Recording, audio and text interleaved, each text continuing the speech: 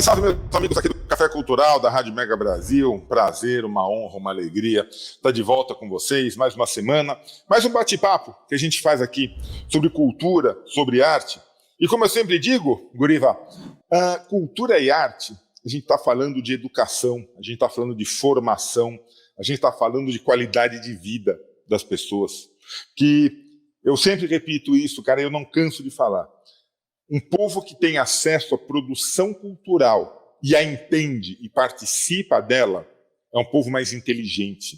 É um povo que conhece mais a sua terra, conhece mais a sua vida e pode ser um povo melhor. Nisso eu não canso de dizer e eu não canso de investir nisso. Meus amigos, quem está comigo hoje aqui, Guriva Portela, cara, ator, produtor, cenógrafo, o cara faz de tudo um pouco e faz bem, esse que é o problema, e faz bem. Ele vai estar no comecinho do ano agora, aqui no Centro Cultural Banco do Brasil, com uma montagem de um dos mestres brasileiros, uma peça de autoria de Ariano Suassuna. Maravilha, uma coisa. Conversava com ele um pouquinho antes aqui da gente começar a gravar. Ariano é um exemplo de inteligência, um exemplo de perspicácia, um exemplo de criatividade. E toda montagem de Ariano Suassuna precisa ser valorizada e aplaudida. Mas vamos começar aqui, que é a pergunta que eu faço sempre. Guriva Portela por Guriva Portela. Quem és tu, meu irmão? Bom dia a todos. É um prazer enorme estar aqui com vocês. Para falar de Ariano ainda mais, nossa senhora, vamos embora. Verdade. Bom, eu sou recifense, pernambucano. Minha formação é toda no teatro popular, né? No teatro popular nordestino, principalmente. Eu tenho formação acadêmica também, que eu fiz teatro na Universidade Federal de Pernambuco, fiz mestrado aqui na Unicamp, doutorado aqui também na Unicamp. Legal, nossa. O meu caminho para vir para São Paulo foi o caminho acadêmico, inicialmente, né? Então eu comecei a estudar, eu comecei com a cenografia, né, com um grande mestre, Marcondes Lima, mas sempre fui apaixonado pela atuação, né? E quando ainda na graduação, assim, eu tenho uma relação com o Ariano de muito tempo.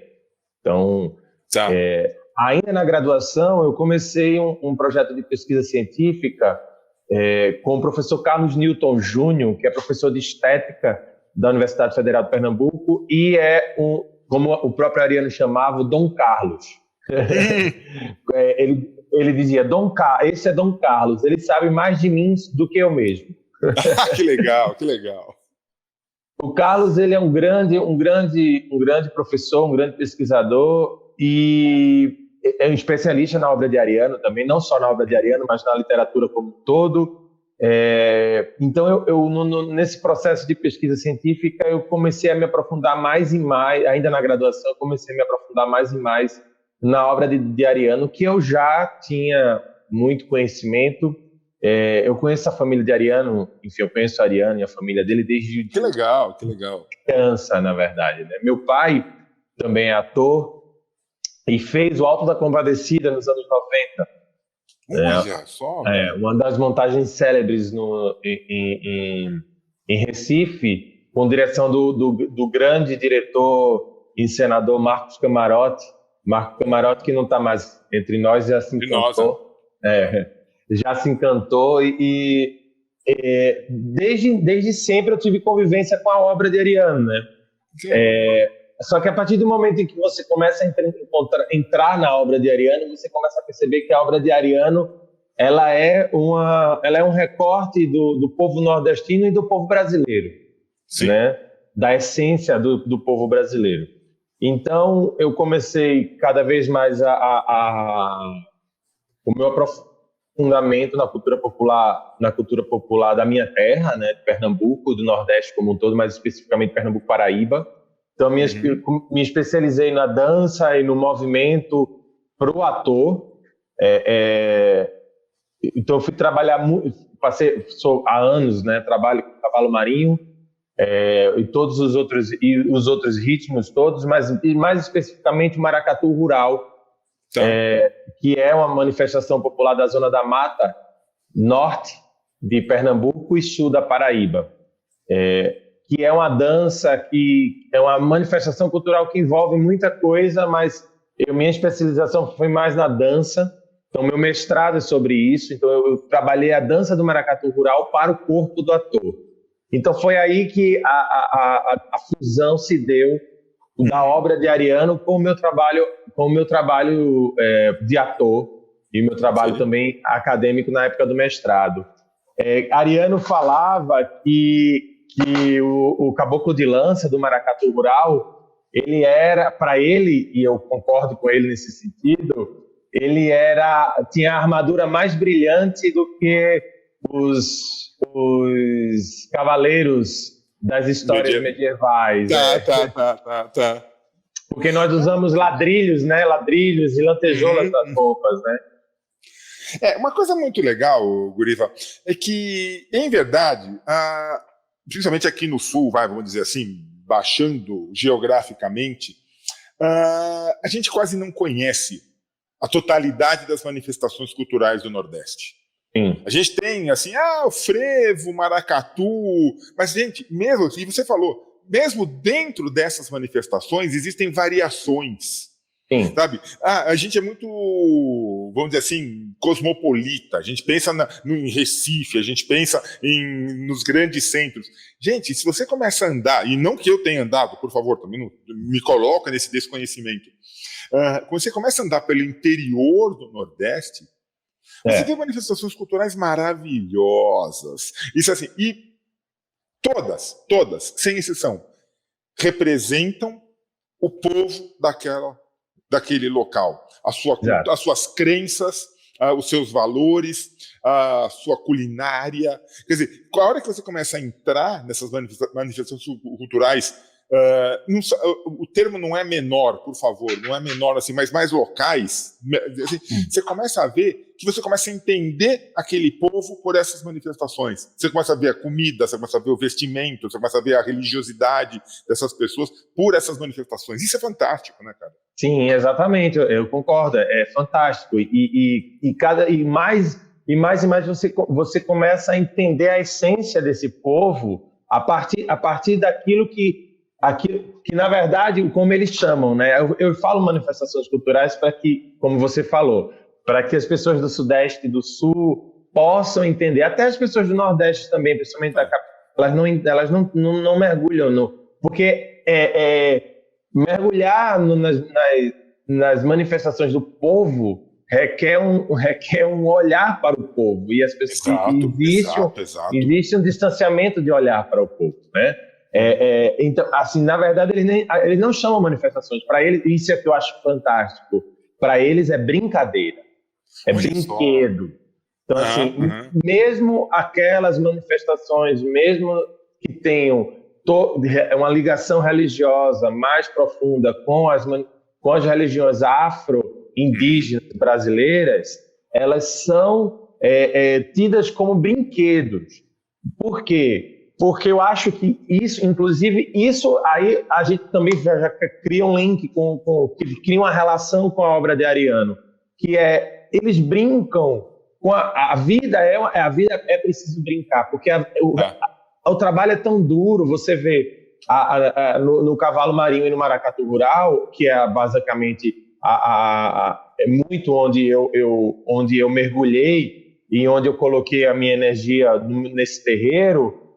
São trabalhadores rurais, na sua grande maioria, trabalhadores e trabalhadoras rurais, homens e mulheres, que trabalham de segunda a sábado no corte de cana, na lida da cana, que é um trabalho extremamente exaustivo, né? E aí no sábado, depois do meio-dia, quando acaba o corte da cana, ou às vezes depois das 3 da tarde, já vão para a sede do brinquedo para se preparar para a festa da noite. E Ariano falava uma coisa que, para ele, por exemplo, ele dizia, isso para mim é fantástico, eu gostaria de pontuar isso para você ter uma ideia. A roupa do maracatu rural, que é feita de lantejoula e vidrilho, né, que é costurada à mão, muitas vezes pelos próprios caboclos de lança, aqueles trabalhadores rurais com as mãos calejadas do trabalho, do suor, da terra, eles vão lá com agulha e linha para costurar as suas roupas. E Ariano falava, isso para mim é mais precioso do que qualquer pedra preciosa no mundo. E somos obrigados a concordar. Somos obrigados a concordar. Aí perguntaram para ele, mas por que, Ariano? Ele fala, porque aí existe uma grande parcela de sonho humano. Nesse trabalho existe a parcela do sonho humano. Isso é muito mais valioso do que qualquer pedra preciosa. Entendeu? Então, Guriva, é rico. Você pode olhar, exato. Você fala assim, pode ser uma coisa, existe na simplicidade desses brinquedos, dessas manifestações, da simplicidade com que eles realizam, às vezes é pequeno, não precisa ter, que nem no Carnaval do Rio de Janeiro, que nem em outros lugares, precisa ter milhares de pessoas, não, às vezes é pequeno, é naquela localidade, mas a entrega que eles têm. Envolve a comunidade, né? Eles colocam valor nisso, sabe? Cada lantejoula, cada ladrilhinho que é colocado, costurado, colado, seja o que for, tem um valor para eles que torna isso extremamente rico.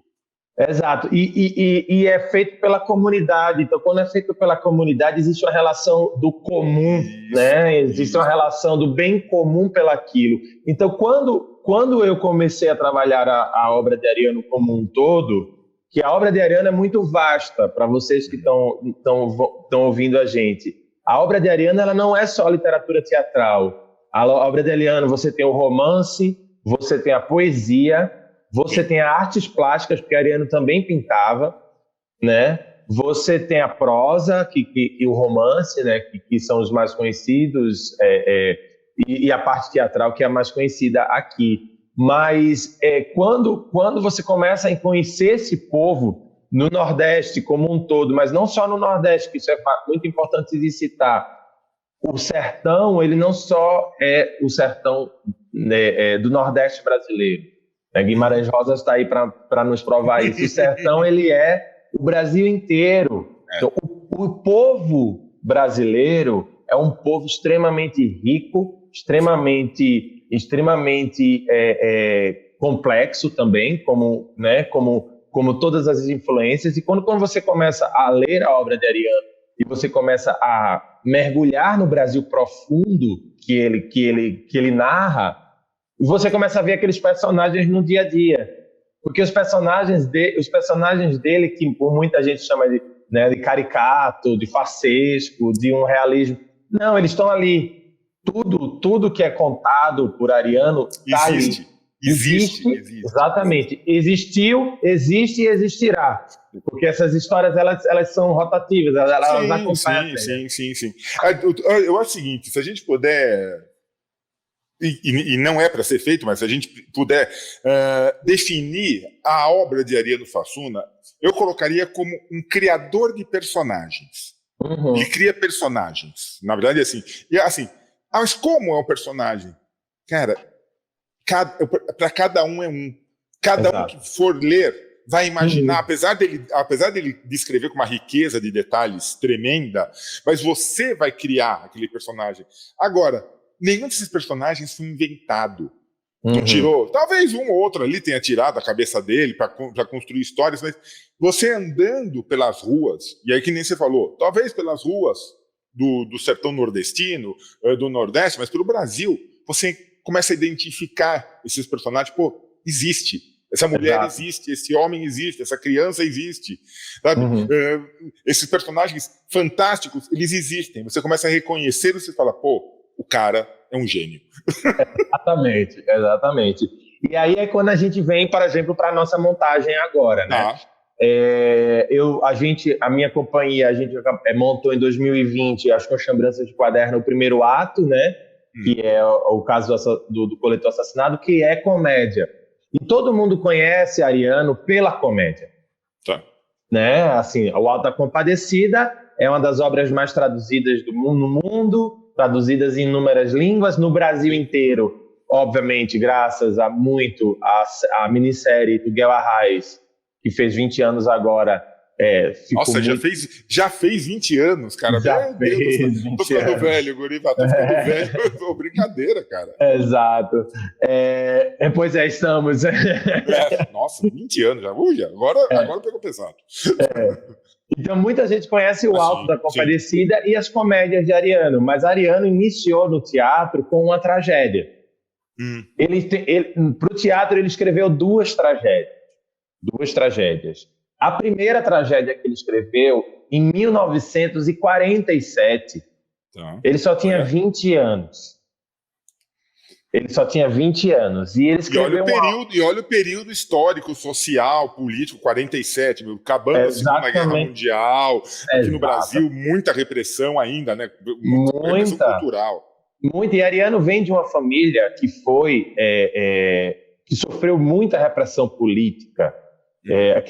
Aqui no Sudeste não se tem muita noção disso, mas eu vou falar um pouco, porque isso é reflexo da obra de Ariano como um todo. Tá? Ariano teve o pai assassinado quando ele tinha 3 anos de idade. E o pai dele foi assassinado por disputa política. Então, por exemplo, as pessoas falam, Ariano nasceu... Eu nem vou falar. Ariano nasceu na capital da Paraíba. Que não se chamava o nome que tem hoje. Tá. Porque, inclusive, o responsável pela morte do pai de Ariano é o homem que ganhou o nome da capital da Paraíba. Ganhou o nome, tá. Então, assim, só que, na verdade, o pai de Ariano foi governador da Paraíba e ele era alinhado com a força política rural. E João Pessoa era aliado a Getúlio Vargas e a força política da capital. Então, nessas questões de disputa política muito violentas que tem no Brasil inteiro até hoje, infelizmente, o pai de Ariano foi assassinado e a família de Ariano foi toda perseguida por muitos anos. Então, eles tiveram que se esconder no sertão, ele ainda criança. Então, isso reflete em toda a obra dele. Toda vez que você lê, seja na Pedra do Reino, seja nos poemas, seja no teatro, você vai ver essa parcela de sangue e morte muito presente. Né? Nós tivemos uma sorte muito grande de um autor que se salvou por conta do amor. Que Ariano começa a escrever comédia quando ele está com 20 e poucos anos. Ele na verdade ele vai para Taperoá para se tratar de uma questão de saúde, né? E Dona Zélia, na época, namorada ainda dele, vai visitá-lo. E ele já tinha escrito essa peça que a gente vai montar agora, que eu já vou falar sobre ela, mas eu preciso fazer esse preâmbulo. De boa. E aí Dona Zélia chega para ele e incentiva ele a escrever comédia e a começar a ver o mundo pelo lado do riso. Entendi. E aí quando ele começa a escrever comédia, ele escreve um entremês para teatro e circo a partir do Mamulengo. Mamulengo é o teatro de luva, de boneco de luva do Nordeste. E ele escreve Torturas de um Coração ou Em Boca Fechada Não Entra Mosquito.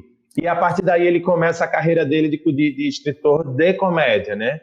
Mas em 1947 ele escreve Uma Mulher Vestida de Sol, que é essa peça que a gente está que está se aventurando agora. Quando há muitos anos atrás eu tinha ido tomar um café lá na casa dele e conversar, fui eu e minha esposa, que é a Renata Rosa, que é musicista, cantora e também faz a trilha da nossa peça. Legal, cara. A gente foi lá para conversar com ele, enfim, passar uma tarde, tomar um café.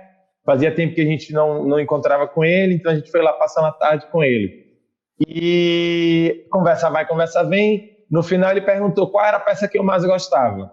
Aí eu falei, olha, eu amo todas as suas obras, não vou nem dizer. Aí ele, diga logo uma aí que você goste, vá. Aí eu falei, eu gosto de todas, mas assim, eu acho que para mim tem uma coisa que todo mundo conhece você pela comédia. E por isso eu gosto muito da Mulher Vestida de Sol, porque é uma tragédia. E aí ele me deu de presente o livro assinado, né? Da mulher. Ele estava perguntando por isso, que ele queria me dar um presente. Eu queria, né? Que figura. E Hermilo Borba Filho, que é um grande teatrólogo nordestino brasileiro, ele fala que A Mulher Vestida de Sol é a primeira tragédia nordestina, que fala do povo nordestino, que fala da tragédia do sertão. E qual é a tragédia do sertão? A tragédia do sertão é uma e continua sendo esta mesma desde então. Mudou muito depois de 2002, vamos aqui pontuar isso, mas continua sendo porque é a disputa de terra, que é um dos maiores problemas no Brasil como um todo. Sempre tem aquele que quer maior pedaço de terra do que o outro, mesmo que você que ele não precise daquilo efetivamente, mas ele vai querer um outro pedaço de terra, né? Então a disputa, a obra, ela se passa a partir de uma disputa entre famílias, na verdade, são vizinhos e familiares, eles são a mesma família, de um lado está Joaquim Maranhão, que é um homem cruel, violento, criador de gado e dono de maior parte da terra. E do outro lado está Antônio Rodrigues, que é um agricultor, um homem de paz, mas que é o dono daquela terra. E Joaquim Maranhão tomou posse, né? E aí a disputa passa por esse lugar. E tem uma cerca que corta o meio da propriedade. Essa cerca ela foi construída exatamente para delimitar, porque o Joaquim Maranhão vai invadindo, vai colocando o gado para invadir, vai colocando o gado para invadir. Então, foi o gado que foi o gado que foi. Exatamente, não fui eu, foi o gado. O gado foi lá, vendo cerca, o gado foi e se apossou. E aí existe essa cerca, então a disputa ela passa por esse lugar, e aí como pano de fundo ele constrói uma história de amor, digamos, um Romeu e Julieta do sertão, de dois primos, de um lado a Rosa, que é a filha de Joaquim Maranhão, e do outro lado o Francisco, que é o filho do Antônio Rodrigues. Eles são primos e se apaixonam, e não podem viver esse amor, obviamente, né? Então, assim, a obra ela é permeada dessa crítica social, desse lugar muito comum no Brasil, que é disputa de família, disputa por terra, sangue, feminicídio, porque não há como negar que isso é um dos maiores problemas. Hoje de manhã, antes de começar a gravar contigo, saiu o número de feminicídio no Brasil no primeiro semestre de 2022.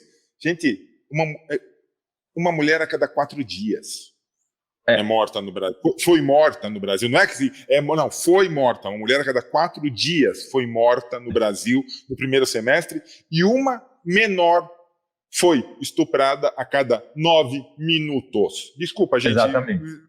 É até difícil a gente pensar uma coisa. Mas a gente tem que falar sobre isso, porque isso é uma realidade de um país patriarcal e machista que é o Brasil. Né? A gente tem que falar sobre isso. E a obra, ela pontua isso logo no início. A obra, existe um feminicídio. Isso não é spoiler, tá, gente? Não, gente, pelo amor de Deus. É que nem falar assim, olha, vamos assistir Titanic, o navio vai afundar. Afundar, exatamente. Vamos assistir, agora estamos perto do Natal, vamos assistir A Paixão de Cristo. Vão crucificar o homem, ele vai morrer no final. Ele morre no final. Não é spoiler, todo mundo conhece. Não é spoiler. Inclusive, a Mulher Vestida de Sol, ela começa já com a mãe da Rosa, ela já foi assassinada. E ela foi assassinada pelo Joaquim Maranhão. Tá. Entendeu? Por nada, sem motivo para assassinar. Isso é falado no texto todo o tempo. O Joaquim Maranhão, ele é um homem, ele é a representação deste homem, deste patriarcado, entendeu? Ele é a representação desse ser que inclusive a gente tem que falar para a gente tem que falar para a gente criticar e a gente deixar de existir nesse país, que é o homem que toma posse de um corpo de uma mulher, toma posse da terra, toma posse da existência daquela região a partir da violência, entendeu? Então, como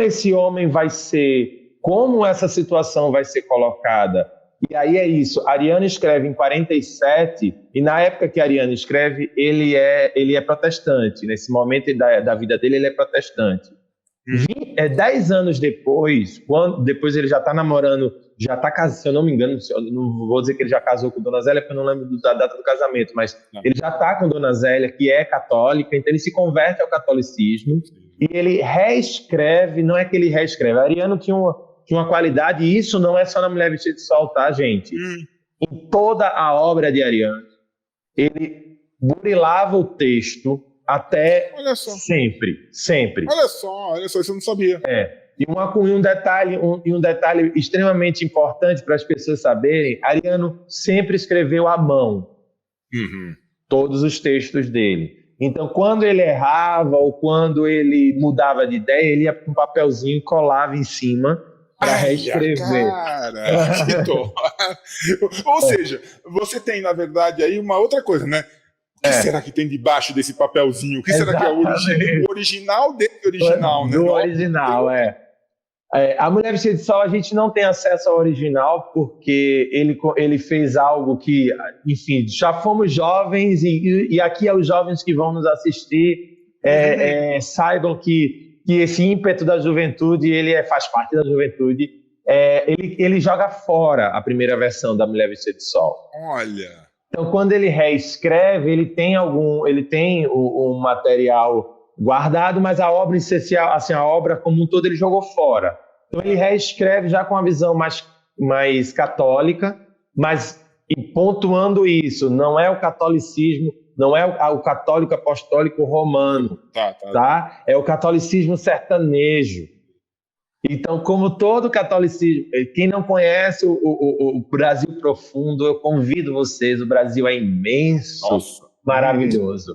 Então, o Brasil profundo que Ariano escreve, esse catolicismo sertanejo que ele escreve, está permeado da cultura afro-indígena muito forte. Então, está tudo lá, ali tá as entidades, os encantados indígenas, ali tá os encantados negros, e ele deixa tudo aquilo ali nas personagens, entende? E aí a gente precisa contar essa história, né? Claro. Porque ela acontece no Brasil hoje, como você acabou de falar, hoje os homens ainda acham que têm direito sobre os corpos das mulheres, hoje os homens ainda acham que eles têm direito sobre a terra que está aí, que é dos povos originários, na verdade, que estão aqui bem antes da chegada dos colonizadores, dos invasores ou dos expulsos, né, dos outros países que vieram para cá.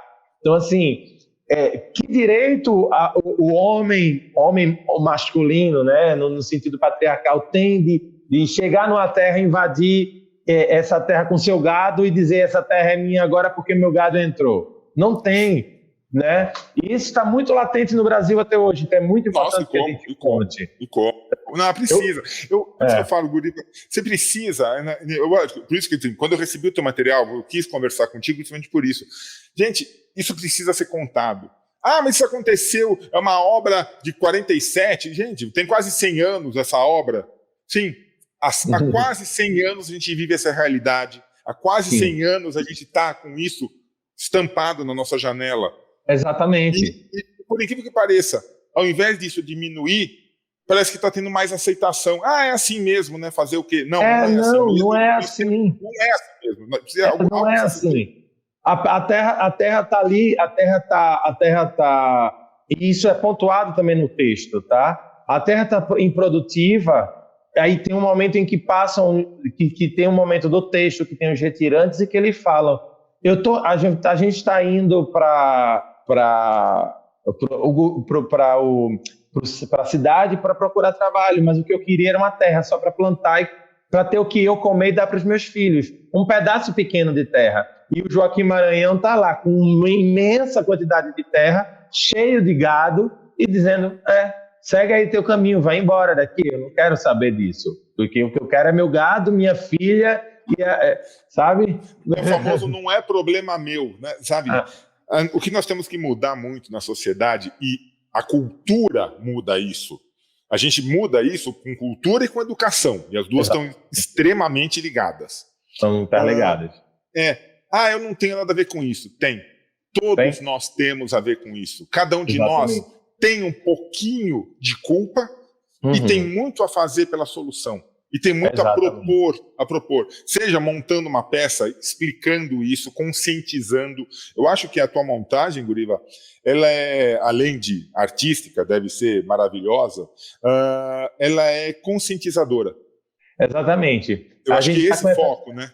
A gente está com esse foco, principalmente. Só que uma coisa que o nosso diretor Fernando Neves trouxe, e o elenco como um todo, na verdade, também trouxe, porque a gente trabalha a partir de uma construção coletiva, trouxe uma questão muito bem colocado, que foi: a gente já vive isso todos os dias, a gente liga o jornal e você já vive isso. Então vamos contar essa história de forma lúdica, onírica. Então é uma tragédia.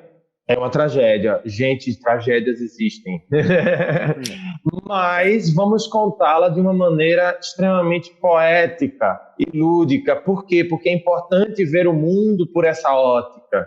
Pela ótica do lúdico, pela ótica do onírico, do poético. E dar uma leveza a essas realidades com a educação, com a cultura e arte, com tudo isso, para poder a gente falar sobre temas muito espinhosos, muito difíceis, mas necessários, né? Principalmente expondo, né? Eu acho que se a gente... Assim, você está expondo coisas, sim, nós temos que expor. Porque não adianta, sabe, tapar o sol com essa peneira. Isso é uma peneira, você sabe? Falar que, isso é uma peneira, cara. Sabe, não adianta jogar para debaixo do tapete. Uma hora essa poeira vai aparecer. Exato. E vai aparecer como? Vai aparecer em violência, vai aparecer em ignorância, vai aparecer com uma geração toda querendo ir embora. Não tá legal. Sabe, o Brasil não tá legal. Desconhecendo todas essas manifestações, eu repito o termo independente, manifestações brasileiras que estão aqui para serem valorizadas. Desconhecendo, como a gente falou no começo, o rapaz que vai lá, depois de lidar o dia inteiro, pega uma agulha e linha e vai costurar a sua roupa para participar de um brinquedo. Desconhecer isso e valorizar o que tá lá fora como se o que tá lá fora fosse melhor. É tão quanto. Então lá tem porcaria aqui, tem coisas maravilhosas lá, tem coisas maravilhosas aqui, gente. Exatamente. Só conhecendo e participando que a gente consegue ter esse discernimento.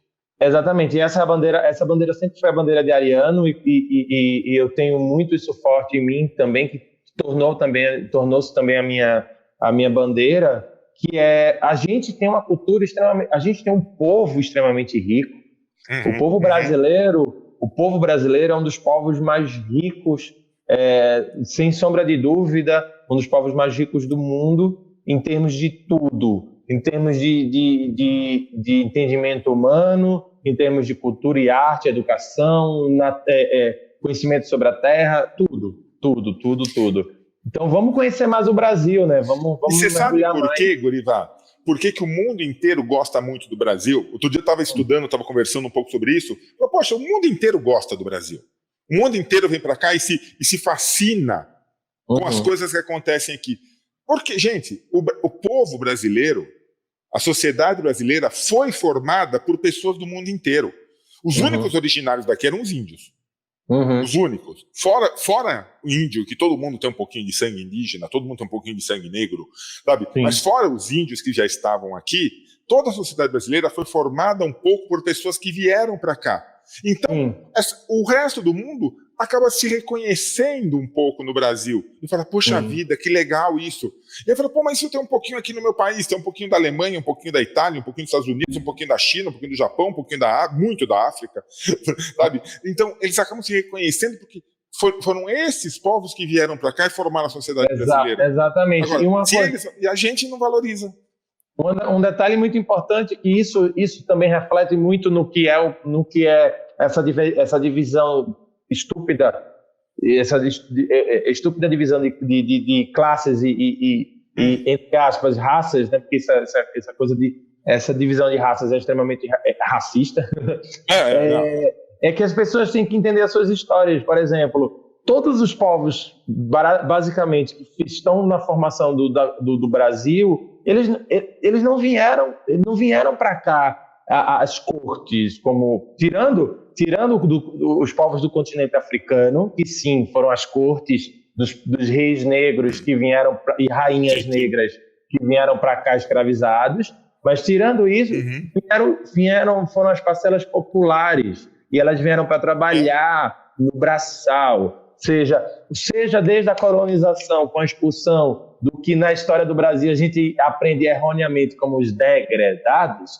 que na verdade eram os pretos que estavam na Península Ibérica. Você tem os mouros, os árabes mouros, os judeus e os ciganos, que foram pegos, colocados no navio. Culturas riquíssimas. Exatamente. Botaram tudo no navio e manda para a colônia, Índia e Brasil. Tchau, desaparece daqui que a gente quer a Europa branca.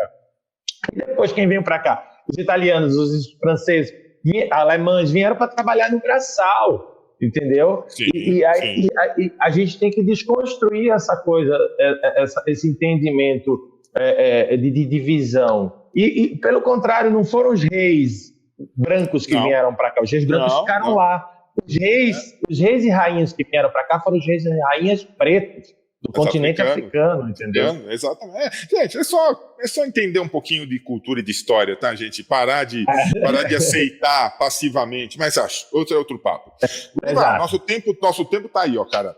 Eu quero saber o seguinte, para assistir a peça, onde que vai ser? Eu quero o serviço da peça, por favor. Vamos lá. Uma Mulher Vestida de Sol, de Ariano Suassuna. A gente estreia dia 25 de janeiro no CCBB de São Paulo, aqui no Centro Histórico de São Paulo. Belíssimo. Belíssimo. De quarta a domingo, tá? Quarta, quinta e sexta às 6h30. Tá. Sábado e domingo às 5 da tarde. A peça é gratuita. Olha só que legal. Tem que chegar e retirar o ingresso. É gratuito. E, bom, a peça tem 1h40 de duração, né? A gente vai até o dia 12 de fevereiro. É uma curta temporada. Curta, quase um mês, pouca coisa menos de um mês, mas... De um mês, mas é de quarta a domingo, né? Então, vai tempo para todo mundo. Vai dar para todo mundo assistir, sem dúvida alguma. A classificação é 14 anos, tá? Tá. É importante dizer isso. E tem lá umas coisinhas lá que... Se bem que hoje em dia eu não entendo mais essa diferença, porque tem criança hoje de 10 anos que está mais inteligente do que nós, né? Então, e as pessoas que quiserem encontrar Guriva Portela nas redes sociais, bater um papo contigo, entender o teu trabalho, entender a montagem, bater um pouco papo sobre Ariano Suassuna ou da maravilhosa cultura do Nordeste brasileiro, como que faz? Então, eu tenho um Instagram, né? Minha única rede social é o Instagram. Então é Guriva Portela, como se escreve, né? Meu nome é GURYVA, como tá aí. E o nome da companhia é a Companhia Vurdon, VURDON, que significa a carroça dos povos ciganos. Né? Então é a Companhia Vurdon de Teatro, e tem a nossa página que está como Quaderna de Suassuna, que foi a nossa primeira peça. Então tanto a Companhia Vurdon tem a sua página, como o Quaderna tem a sua página. Então é só adicionar a gente e escrever, que tanto eu quanto os outros atores do elenco, a gente adora bater um papo. Então, isso é muito legal e é muito necessário. Eu estou gostando muito dessa... Sempre teve, mas não era tão geral. Hoje em dia, felizmente, os autores, os atores, os artistas estão muito mais abertos para o contato com o público. Eu acho que isso enriquece demais a experiência cultural, sabe? A experiência, o entendimento da arte. Isso é fantástico. Porque antigamente existia uma distância muito grande entre a pessoa que ficava sentada na plateia e o ator lá no palco. Raríssimas eram as peças que o ator conversava, tinha algum tipo de entendimento. Hoje em dia, a gente a plateia está quase dentro do palco. Exatamente. Então, que venham. Com certeza. Guriva, eu queria agradecer demais, queria te dar os parabéns. E quero deixar aqui não somente o Café Cultural, mas toda a Rádio Mega Brasil e o que a gente puder aberto para divulgação do que você fizer, de peças, de, sei lá, cara, o que você achar que vale a pena a gente bater um papo, como foi esse, um grande bate-papo, uma coisa gostosa. O que você quiser falar, entre em contato com a gente, vem. Nós estamos aqui abertos de segunda a segunda. Então, por favor, volte para a gente bater novos papos, seja sobre Ariano, seja sobre o que você quiser, sobre cultura, de uma forma geral. Por favor, meu amigo. Sérgio, muito obrigado pelo convite, obrigado também pela recepção, obrigado pela troca, pelo bom bate-papo, viu? Legal. Muito, muito obrigado. E a todos vocês que assistiram mais esse Café Cultural, meu grande abraço, sempre muito obrigado. A gente volta semana que vem com mais um bate-papo tão gostoso como esse. Valeu, gente. Valeu, Guriva. Obrigado.